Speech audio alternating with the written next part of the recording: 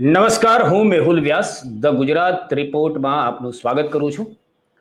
અત્યારે જે વાત છે આજે આપણા અમદાવાદની અંદર મણિનગર ખોખરાની એક સ્કૂલની અંદર બહુ ગંભીર ઘટના બની. એ ગંભીર ઘટના આપણા શિક્ષણ જગત માટે પણ બહુ વિચારવા જેવી ઘટના છે કે ત્યાંની જે સેવન્થ ડે નામની જે સ્કૂલ છે એની અંદર બે બાળકો વચ્ચે કંઈક ધક્કા મુક્કી છૂટવાના સમયે થઈ એની અદાવત એટલે ઘટના થોડીક જૂની છે. એની અદાવત રાખીને ધોરણ 8ના એક વિદ્યાર્થીએ ગઈકાલે મંગળવારે સ્કૂલની બહાર પેલો ધોરણ 10નો વિદ્યાર્થી નયન કે નમન નામ છે એનું, એ નીકળ્યો હતો. આજે ધોરણ 8ના વિદ્યાર્થીએ ચાકુના ઘા એના પર ઝીકી દીધા અને એટલે જે એમાં ઘવાયો એ છોકરાનું આજે કરુણ મોત નીપજ્યું.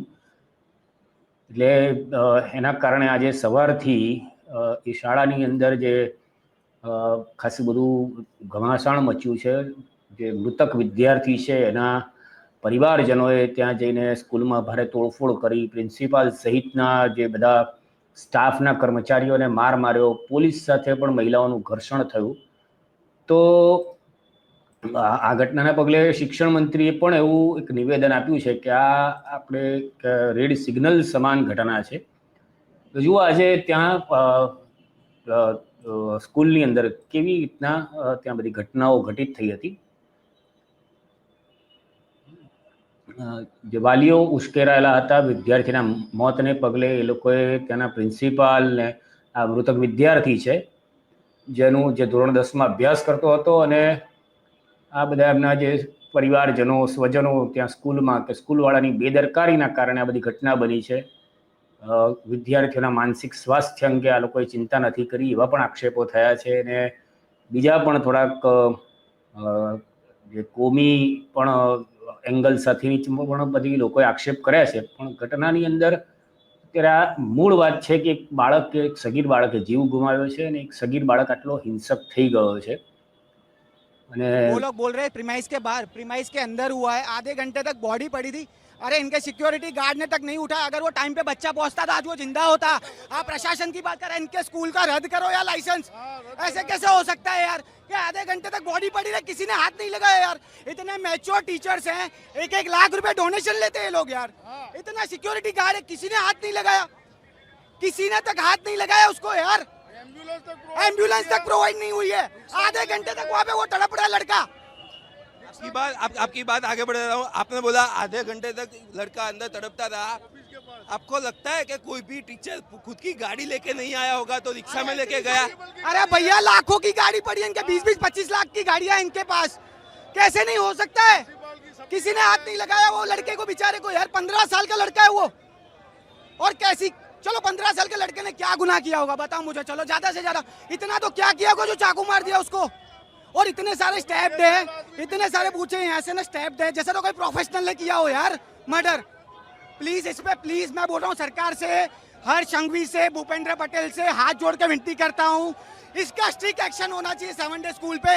यहाँ पे कैमरास है, सीसीटीवी कैमरास है, आप प्लीज इंक्वायरी कीजिए प्लीज। हाथ जोड़ के मेरे पूरे सिद्धि समाज के द्वारा मैं आपको हाथ जोड़ के विनती करता हूँ, सब समाज साथ में। इसको देखो, अगर किसने किया है, मैं कोई समाजवादी में समाज पे नहीं जाता हूँ, जिसने किया है उसको प्रिजन के पीछे डालो प्लीज। अगर वो सामने भी 15 साल का लड़का है, वो ये एज में कर सकता है, आगे जाके क्या कर सकता है देश के लिए, कितना तो वो मतलब कितना खतरा है।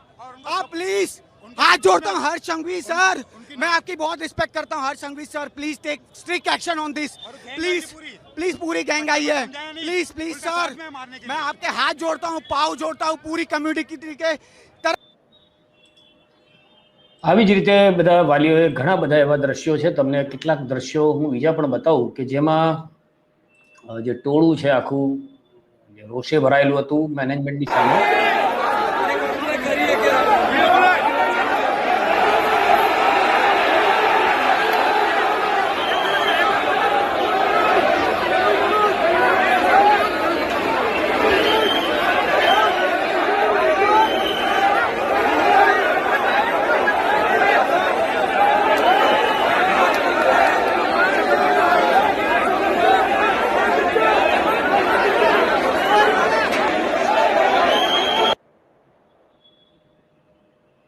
મોટી સંખ્યામાં લોકો અને કેટલાક સંગઠનો ચોક્કસ જે એક જ્ઞાતિને રિપ્રેઝેન્ટ કરે અને આખા વિષયને એક અલગ એંગલ આપે એવા લોકો પણ ત્યાં ભેગા થયા હતા અને ઘણા મીડિયા કર્મીઓએ પણ આખી વાતને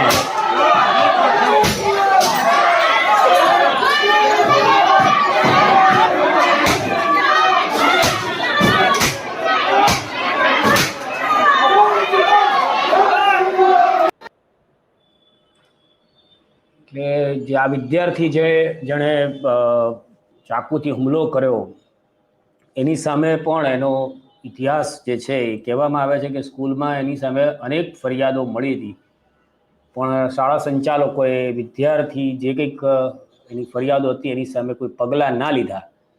એના કારણે જ એની હિંમત ખુલી ગઈ અને ગઈકાલે જ્યારે સ્કૂલ છૂટી ત્યારે મણિયાસા સોસાયટીના ગેટ પર આ જે વિદ્યાર્થી ઊભો હતો ત્યારે જ એણે ચાકુથી હુમલો કર્યો. કેટલાક કહી રહ્યા છે કે ફિઝિક્સના કોઈ સાધનથી હુમલો કર્યો. હજી આ વાતની પુષ્ટિ નથી. અલગ અલગ સમાચાર માધ્યમોમાં અલગ અલગ વાતો ચાલી રહી છે. ત્યાર પછી જે ઇજાગ્રસ્ત છોકરો જે હતો ત્યાંથી ધોરણ 10નો છોકરો એ દોડીને સ્કૂલના ગેટની અંદર આવ્યો એવું પણ કહેવાય છે અને ત્યાં 30 મિનિટ સુધી લોહી લુહાણ હાલતમાં તરફડિયા ખાતો હતો એવા પણ આક્ષેપો કરવામાં આવી રહ્યા છે. એ સાથે જે હુમલાખોર વિદ્યાર્થી છે જે લઘુમતી કોમનો છે એ છોકરાએ જે કરેલી ચેટ એના પણ સ્ક્રીનશોટ અત્યારે પોલીસને મળ્યા હશે. એટલે પોલીસે અને સમાચાર માધ્યમોમાં એ ખાસા બધા અત્યારે વાયરલ થઈ રહ્યા છે, બધે ચાલી રહ્યા છે.